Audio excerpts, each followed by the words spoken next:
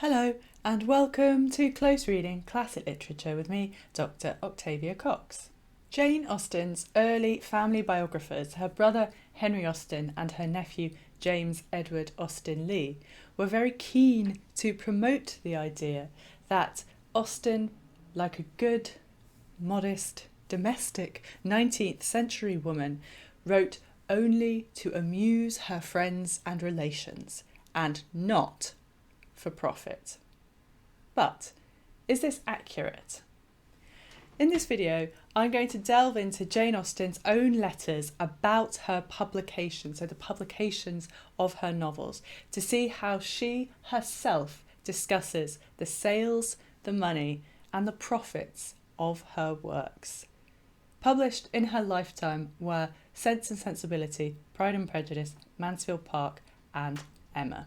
Henry Austen, Jane Austen's brother, declared in his biographical notice of the author, which was published in December 1817 as a preface to Northanger Abbey and Persuasion, which were published posthumously together in December 1817. Jane Austen had died in July 1817. In that preface, Henry Austen declared that she became an authoress entirely from taste and inclination. Neither the hope of fame nor profit mixed with her early motives. Most of her works, as before observed, were composed many years previous to their publication. It was with extreme difficulty that her friends, whose partiality she suspected whilst she honoured their judgment, could prevail on her to publish her first work. And let's just remember that as we move through this video today. Jane Austen, is being presented here by Henry Austen with sort of proper feminine modesty. But Henry was with Austen every step of the way when she actually published her novels, as we'll get onto. So we might want to think about why Henry chooses to present Austen in this way as he does. Nay, so persuaded was she that its sale would not repay the expense of publication that she actually made a reserve from her very moderate income to meet the expected loss. And again, here we've got Henry Austen presenting Jane Austen in very sort of with due feminine modesty and sort of assuming that the book is going to make a loss because no one's going to want to buy it and no one's going to like it, and etc., etc. But you might choose to see it on one hand in that way. But at the same time, actually, you can see perhaps this as a business professional who's weighing up the prospective profits and also considering the potential losses as well and trying to balance the books. She could scarcely believe it. She could scarcely believe what she termed her great good fortune when Sense and Sensibility produced a clear profit of about £150. And this is actually an exaggeration, we think, from Henry Austen. Jane Austen herself later would write that she earned £140, not £150.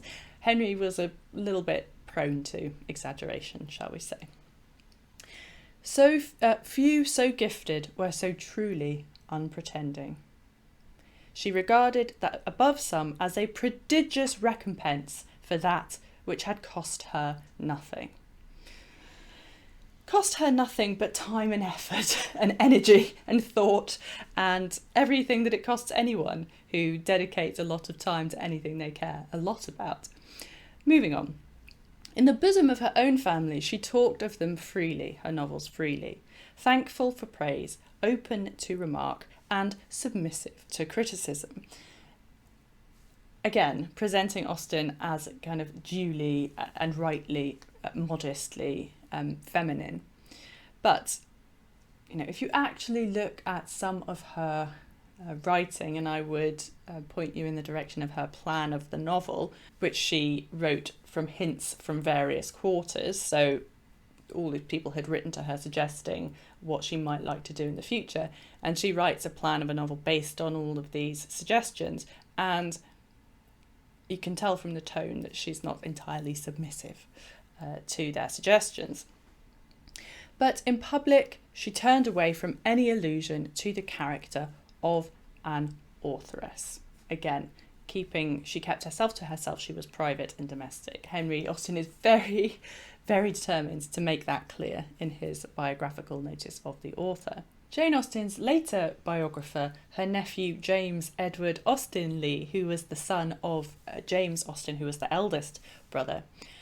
And in that memoir by James Edward Austen-Leigh, he echoes, if not copies, Henry's assertions written over half a century previously. So the memoir of Jane Austen was published in December 1869. And in that, James Edward Austen-Leigh wrote, she, Jane Austen, wrote for her own amusement. Money, though acceptable, was not necessary for the moderate expenses of her quiet home. Above all, she was blessed with a cheerful, contented disposition and a humble mind, and so lowly did she esteem her own claims that, when she received £150 from the sale of Sense and Sensibility, echoing Henry's false amount there, she considered it a prodigious recompense for that which had cost her nothing. There is something, it seems to me, of the Fanny Dashwoods about James Edward Austen-Leigh's comment that the Chawton household of 4 women, that's Mrs. Austen, Cassandra, Jane Austen and their friend Martha Lloyd, would not like more money. Money was not necessary. Money was not necessary, apparently. He did not want to present his aunt as someone interested in something as grubby as money. So Fanny Dashwood in Sense and Sensibility remarks of the household of the 4 Dashwood women that altogether they will have 500 a year amongst them, and what on earth can 4 women want for more than that? They will live so cheap. Their housekeeping will be nothing at all. They will have no carriage, no horses, and hardly any servants. They will keep no company and can have no expenses of any kind. Only conceive how comfortable they will be. It's a bit like James Edward Austen-Leigh's claim that money was not necessary for the moderate expenses of their quiet home. After the death of George Austen, Jane Austen's father, in 1805, she had to rely financially solely on her brothers. She had no financial independence. With this in mind, let us turn to Jane Austen's own letters to see how acceptable or not money was to her, whatever her nephew might want to imagine. So just as a quick note, when I mention the prices and the costs as I go through, to give a bit of a sense of comparison, the average household income, so many people making up the household, the average household income in the Regency was roughly about £92 per annum. Let us start with Sense and Sensibility, Jane Austen's first published novel.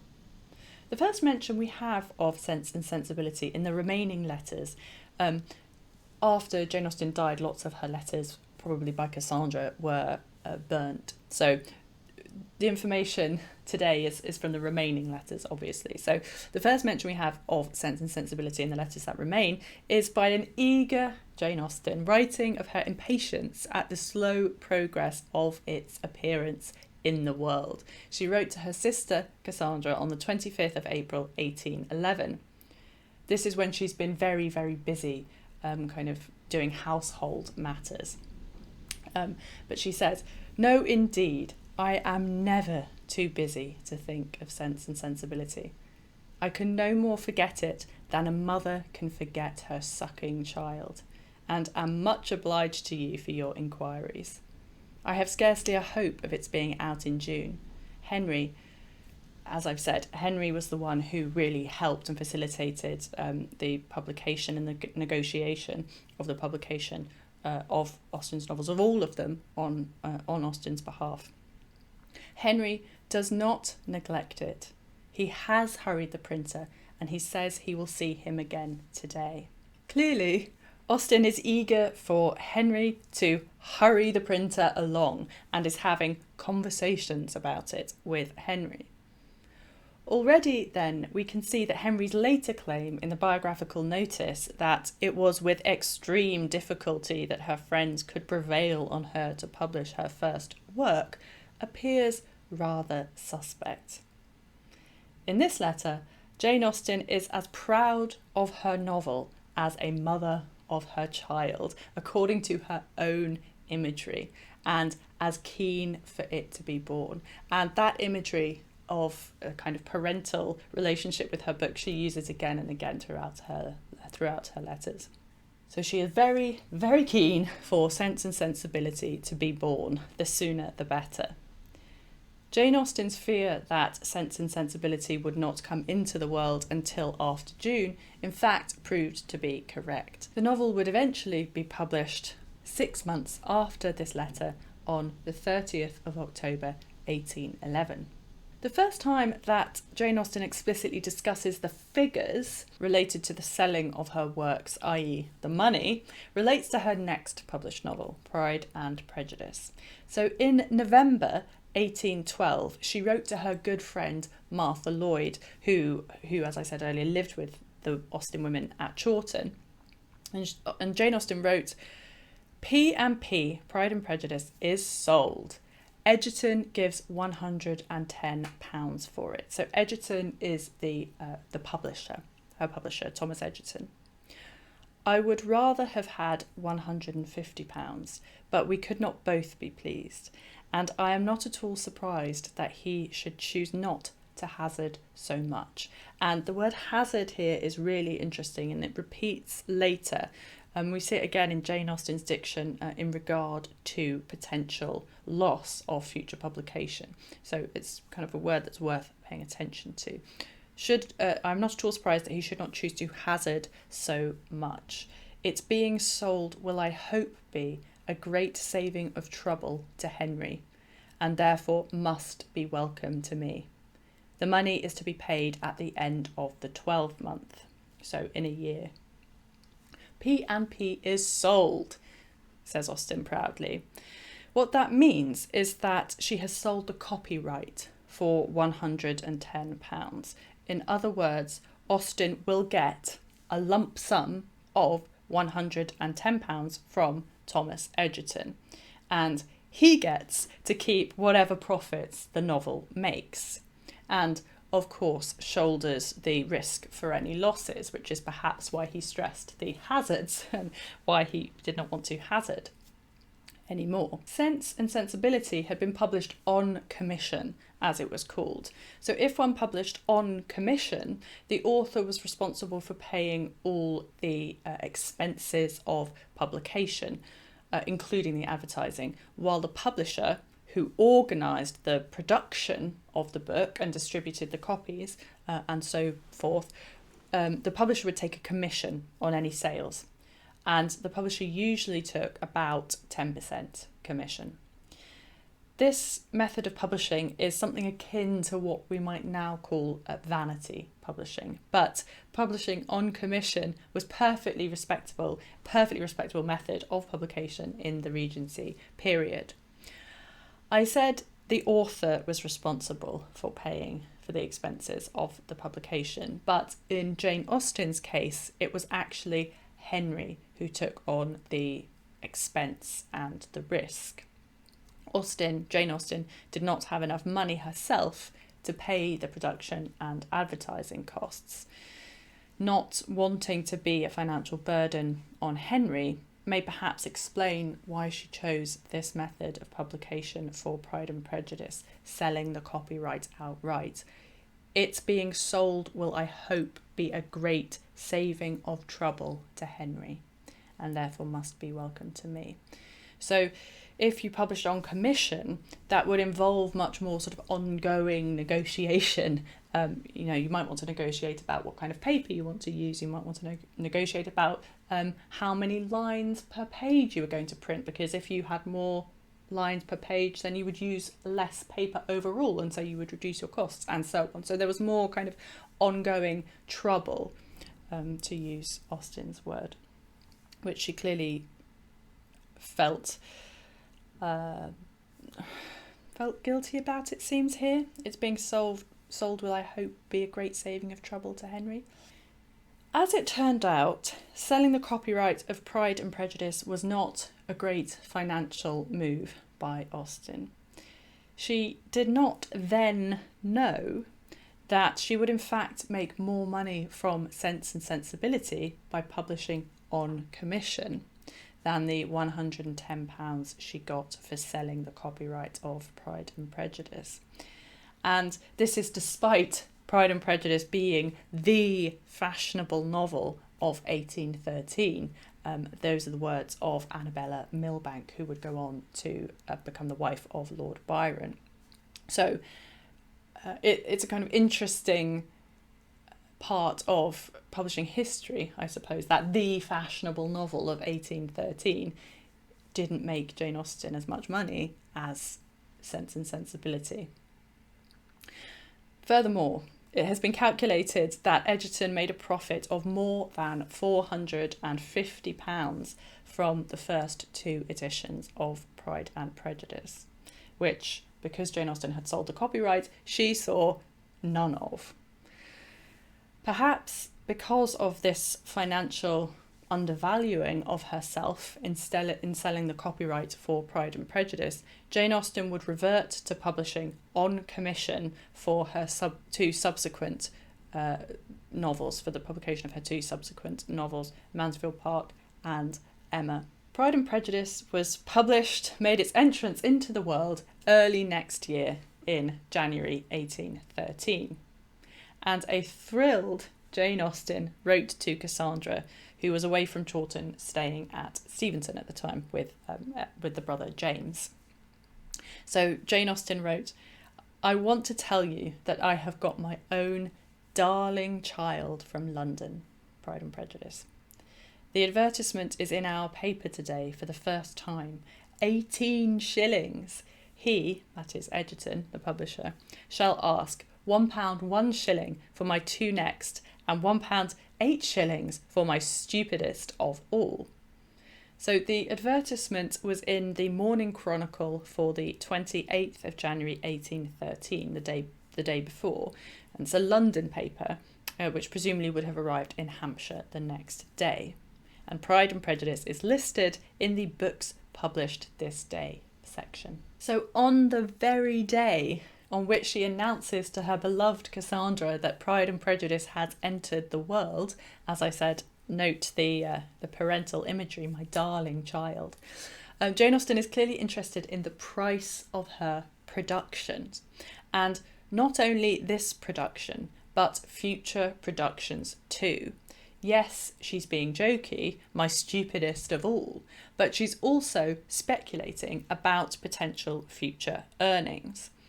So there were 20 shillings in £1. So £1 1 is 21 shillings, and £1 8 is 28 shillings. So Pride and Prejudice, as Jane Austen is clearly thrilled with, because she writes the price that Pride and Prejudice is retailing for, 18 shillings. She writes that to Cassandra. 18 shillings was more expensive than Sense and Sensibility, which had retailed at 15 shillings.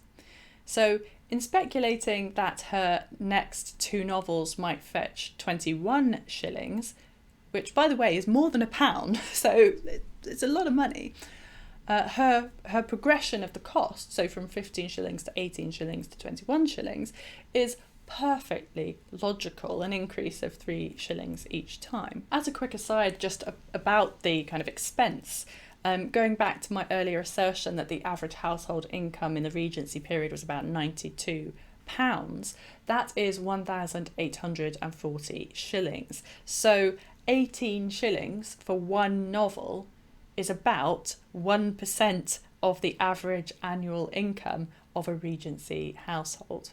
Buying books was expensive. 6 months later, in July 1813, Austen had Mansfield Park ready for publication. She wrote to her brother Frank, who at that time was aboard the HMS Elephant, and very close readers of Mansfield Park will have heard of HMS Elephant before. But she writes to her brother Frank with her hopes about this next publication, after the success particularly of Pride and Prejudice. And she says that she hopes Mansfield Park will sell well. And that's a direct quotation. She hopes that it will sell well. Austen is explicit about wanting her next publication to be commercially successful, to be profitable. You will be glad to hear that every copy of Sense and Sensibility is sold, and that it has brought me £140, besides the copyright, if that should ever be of any value. I have now therefore written myself into £250, which only makes me long for more. I have something in hand which I hope on the credit of P&P will sell well, though not half so entertaining.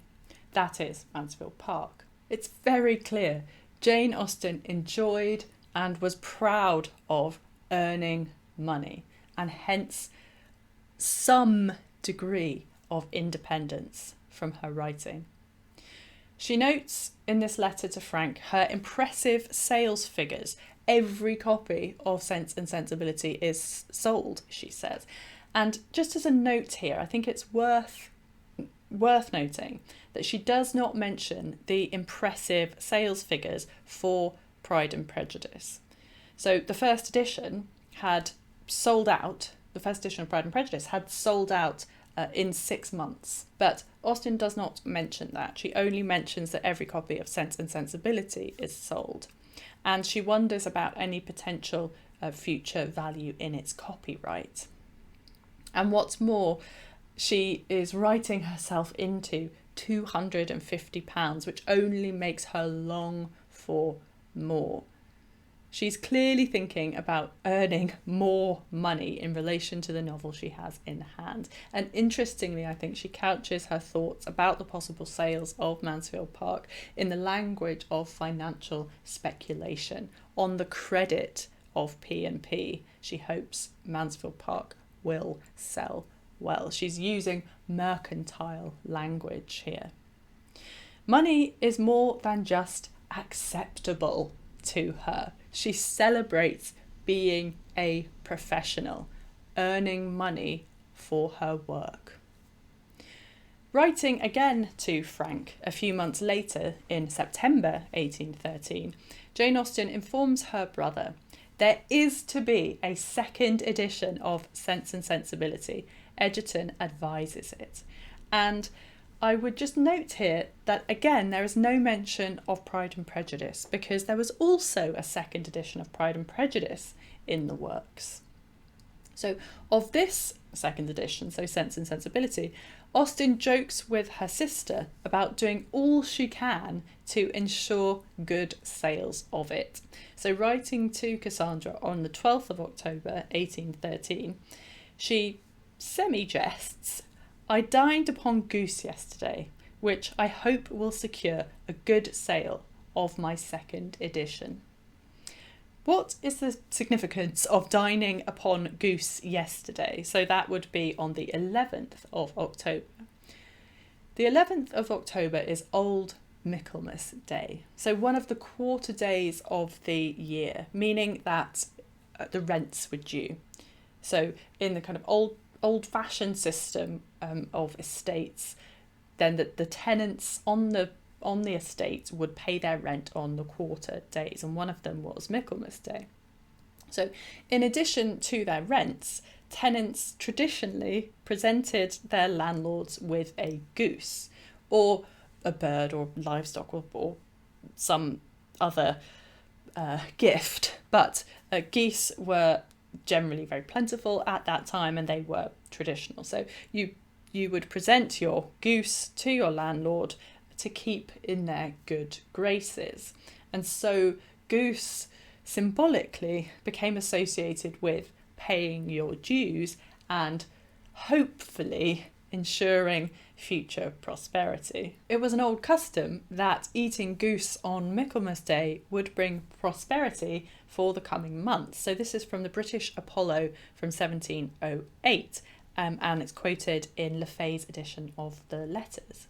Pray, tell me whence the customed proverb did commence, that who eats goose on Michael's Day shan't money lack his debts to pay. Again, Austen is taking a jokey tone, but just in alluding to this money-related kind of transactional tradition in relation to the publication of her novel, it shows that Austen was interested in and preoccupied with the financial prosperity of her production. She wants explicitly to secure a good sale of Sense and Sensibility. Austen does not talk in terms of amusing, entertaining, or pleasing readers, or in terms of receiving praise and garnering applause. She doesn't even talk in terms of wanting a large readership who might borrow books from a circulating library.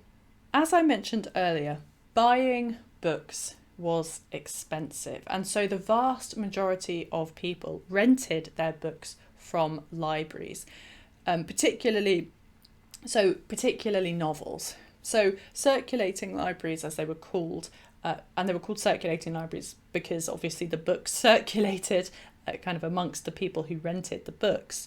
They were different from obviously private libraries that you might have in your own house. So the Austens, for example, had their own private library in their house, their collection of books in their house, but they also rented books from circulating libraries, particularly novels.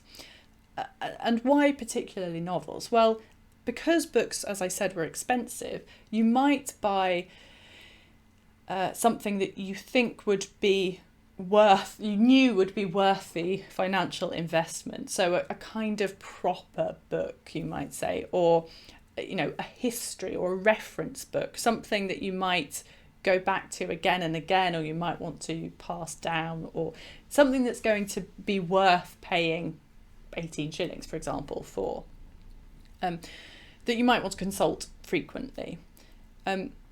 Whereas a novel, probably you're going to read it once and then you're not going to read it again. So it actually makes more sense, really, to borrow a novel from a circulating library.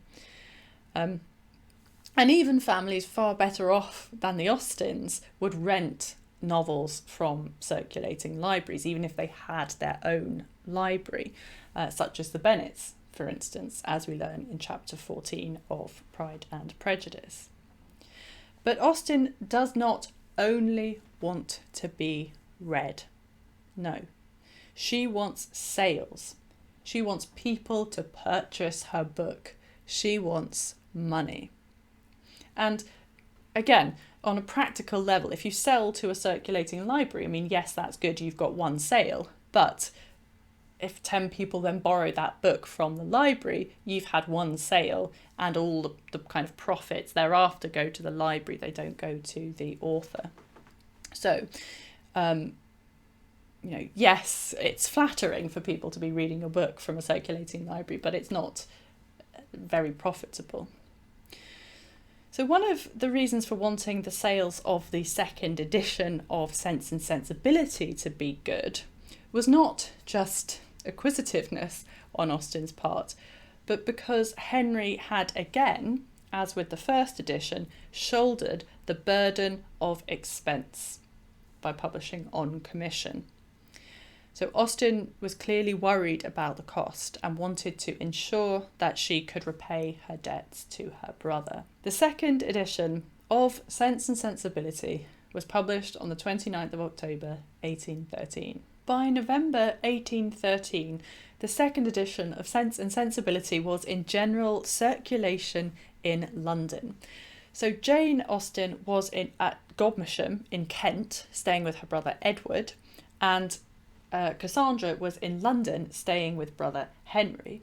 So Jane Austen was writing from the country to Cassandra in London, wanting to know about the kind of production of the second edition. So she wrote, "Your tidings of S&S give me pleasure. I have never seen it advertised." So she did not know that it had come out yet. She's kind of, desperately waiting for information about her production.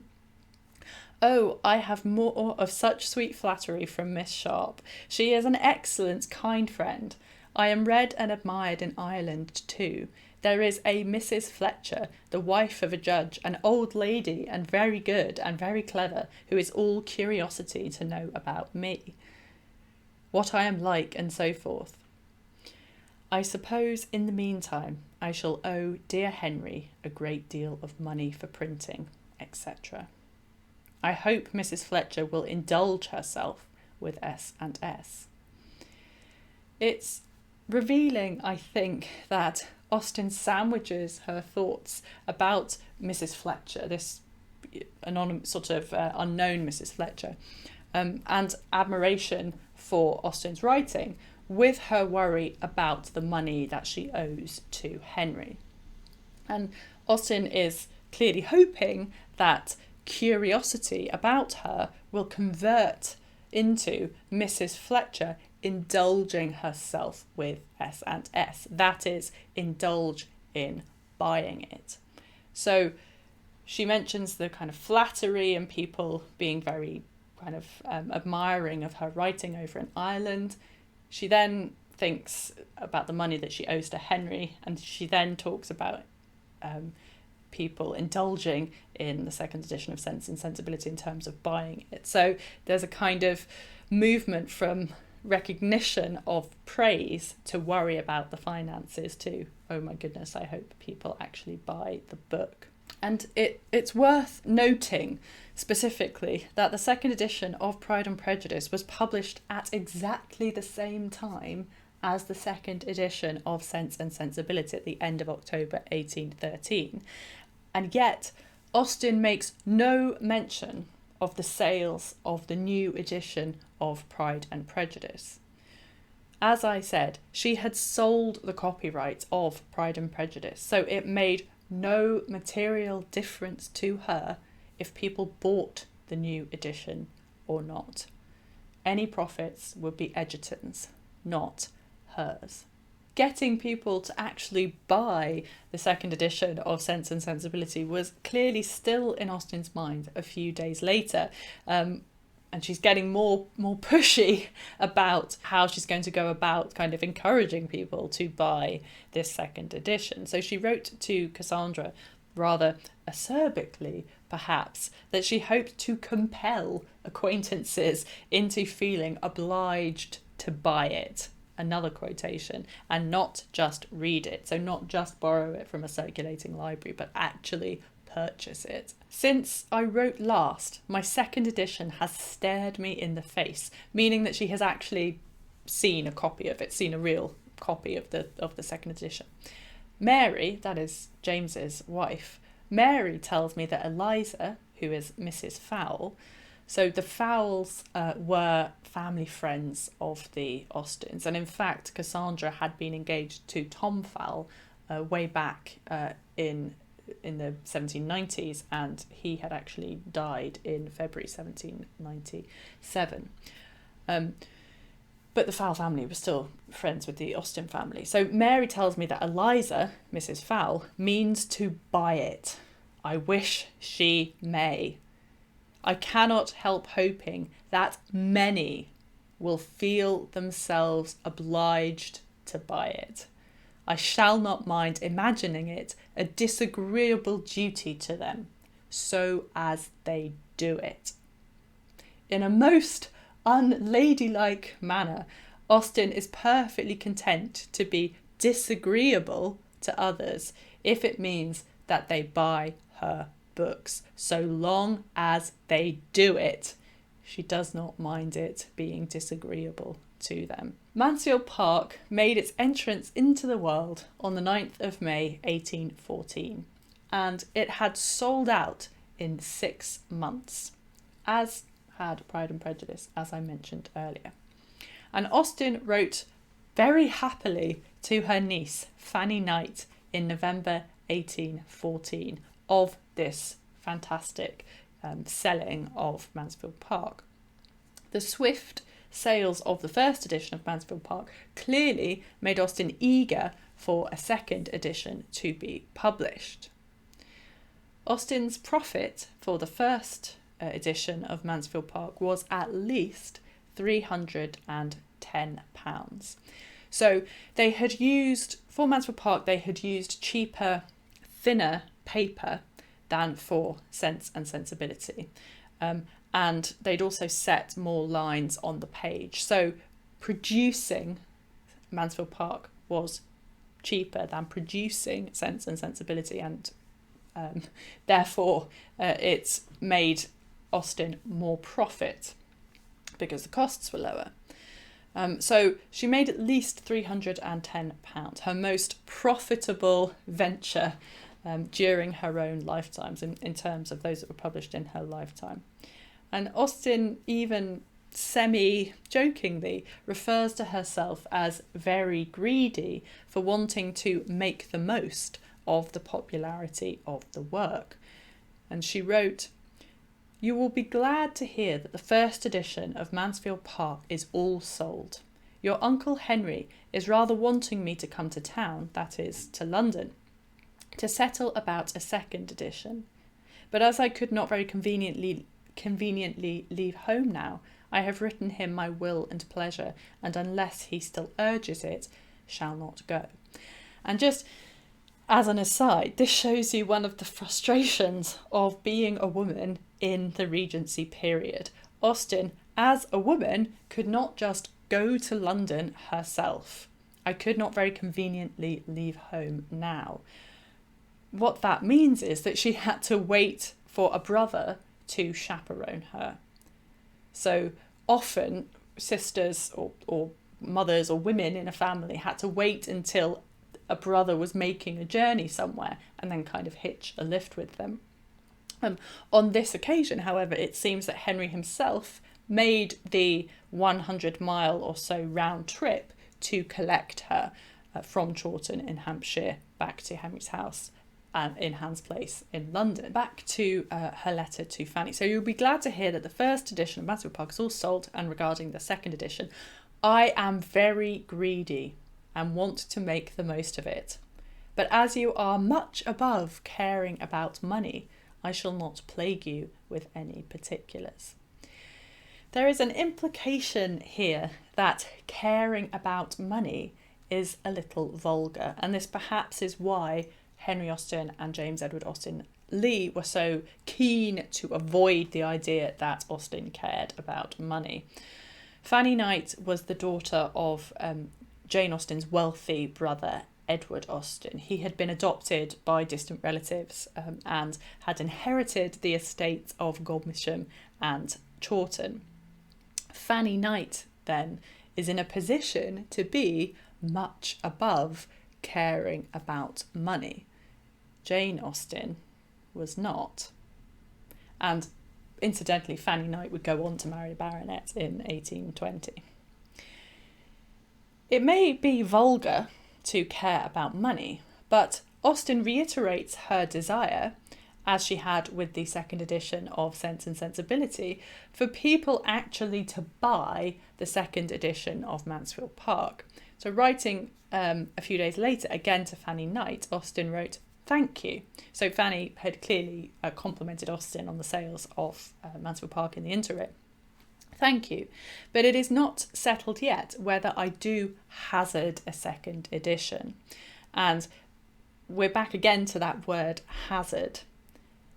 It's the same word that Austen used about Egerton in relation to Pride and Prejudice, that he did not want to hazard any more on Pride and Prejudice either, although it turned out to be very financially beneficial for Egerton. But so we're back again to that word. They're not sure whether to hazard a second edition of Mansfield Park. We have to see Egerton today when it will probably be determined. So why there were the negotiations about it was because, in fact, the sales of Mansfield Park, yes, it had all sold out within 6 months, but Egerton, who was a bit sort of closer to the progress of the sales, had seen that it had sold very, very quickly initially, but probably, as on the credit of Pride and Prejudice, Jane Austen was probably right about that. It had sold out very, very quickly, had sold at first very, very quickly, but then had tapered off. And although all of the copies of the first edition had been sold, sales had really tapered off towards the end, which is why perhaps he didn't want to hazard a second edition. So we are to see Egerton today when it will probably be determined. People are more ready to borrow and praise than to buy, which I cannot wonder at. This is exactly the point that I've been making. People are more ready to borrow and praise, so to borrow from a library, than to buy. And as Austen said herself, that makes sense to her, which I cannot wonder at. It's much cheaper if you're a novel reader and you read a lot of novels. It's much, much cheaper to get a subscription to a circulating library and, pay for each book that you rent than to buy all of those books. But though I like praise as well as anybody, I like what Edward calls pewter too. Pewter is Edward's word for money. Perhaps Edward, who of course is Fanny's father, finds even the word money too vulgar to actually use, and so prefers to use the word pewter.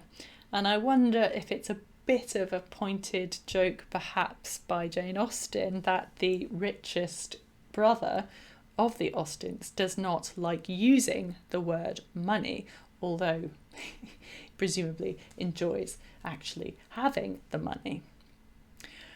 Austen is laying her cards on the table here. She does not just want the praise from those who borrow from the library, although, as I've said, she understands that. She wants the pewter. And returning again to that word hazard, even though the first edition, as I've said, had been a big success in all selling out, Austen knew the financial risk that she was running. If a second edition did not sell, she would be liable for covering the production costs if it was published on commission. And as it so happened, she would make a loss on the second edition of Mansfield Park, so perhaps Egerton was right in his advice. October 1815 saw Austen negotiating the publication of her new novel, Emma. Evidently displeased with Egerton, perhaps because he had not been willing to hazard a second edition of Mansfield Park, Jane Austen instead tried John Murray.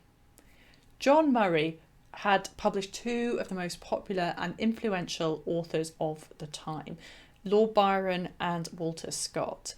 Walter Scott was the best-selling novelist of the period, and Byron was the best-selling poet of the period. And incidentally, these two authors are explicitly discussed by Anne Elliot and Captain Benwick in Persuasion. John Murray also produced the very influential literary magazine, The Quarterly Review. And if you got a good review in the Quarterly Review, that would obviously help your sales. And as it would turn out, that's exactly what happened. Walter Scott, at John Murray's request, wrote a very complimentary review of Emma, which Austen was very happy about. But even in that letter, again to Murray, she says, thank you, basically, I'm very happy with the review of Emma. But why was there no mention of Mansfield Park? So even there, she was being astute about knowing that if she had a positive review of Mansfield Park in the Quarterly Review, that would likely increase the sales of the second edition of Mansfield Park as well. But to get back to October 1815, so moving to John Murray as a publisher was a step up in prestige for Austen. But even so, she did not let prestige blind her to financial concerns. She was unhappy with his offer, and she wrote so to Cassandra. She wrote, "Mr. Murray's letter is come. He is a rogue, of course, but a civil one. He offers £450, but wants to have the copyright of Mansfield Park and Sense and Sensibility included. It will end in my publishing for myself, I dare say, that is, on commission. He sends more praise, however, than I expected. It is an amusing letter. You shall see it." So the first edition of Sense and Sensibility had brought Austen £140.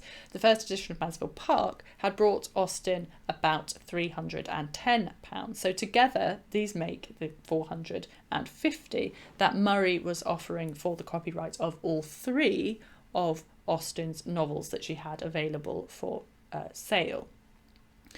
This was not enough for Austen, and perhaps having been burnt with the business of Pride and Prejudice, she makes it clear that if she does not think the offer is good enough, she is happy to publish on commission again. She is willing to put a price on herself, to value herself financially, and to negotiate. She doesn't want to undersell herself again. And remember that with Pride and Prejudice, she had originally wanted £150 for the copyright, but had accepted £110, and then Egerton had gone on to make £450 profit.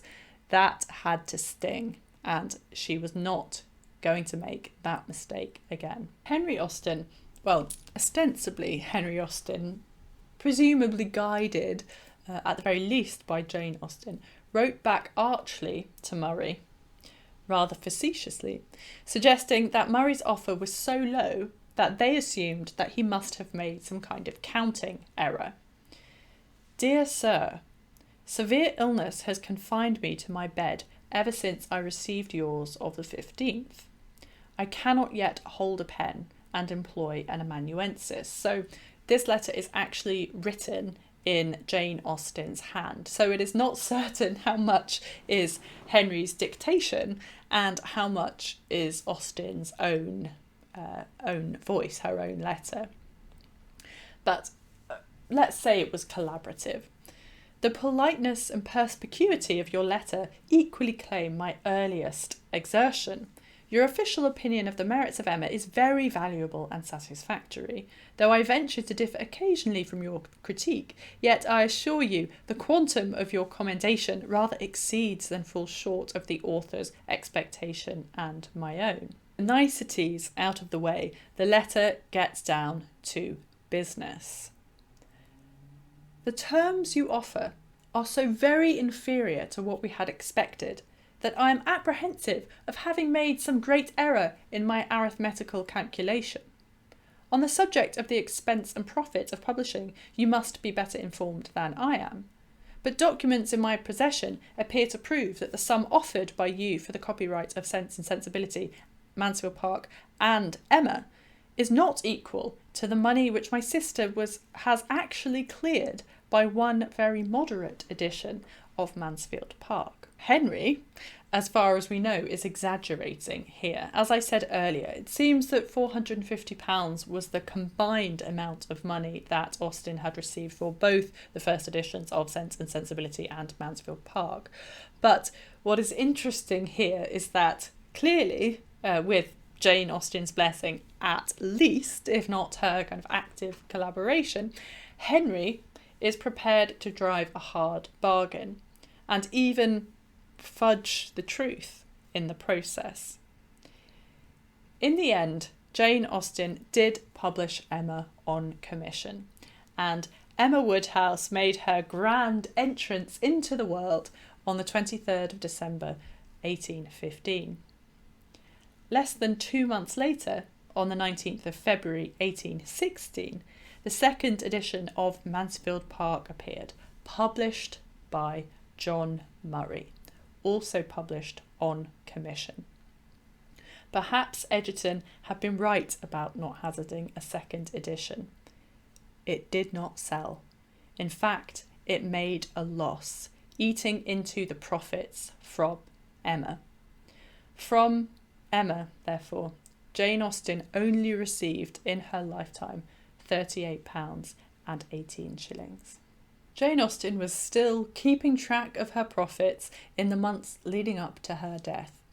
In March 1817, for instance, she wrote to another niece, to Caroline Austen, who was the daughter of her eldest brother James and the sister of James Edward Austen-Leigh, who was herself writing a novel at that time called The Gentleman Quack, which Austen was sort of criticising and praising and helping her niece to write.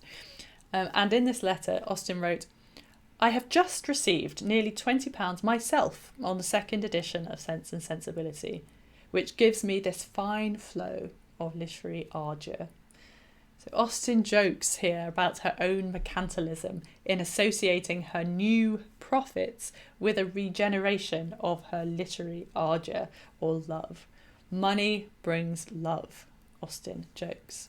I'm not trying to suggest that Austen wrote solely for money, but that far from being a genteel amateur, an idea which her brother Henry Austen and nephew James Edward Austen-Leigh promoted, and the untruthfulness of which Henry Austen must have been very well aware, given that he was, as we have seen today, very heavily involved in the business of the publication of all of Jane Austen's novels, including the second editions of Sense and Sensibility and Mansfield Park.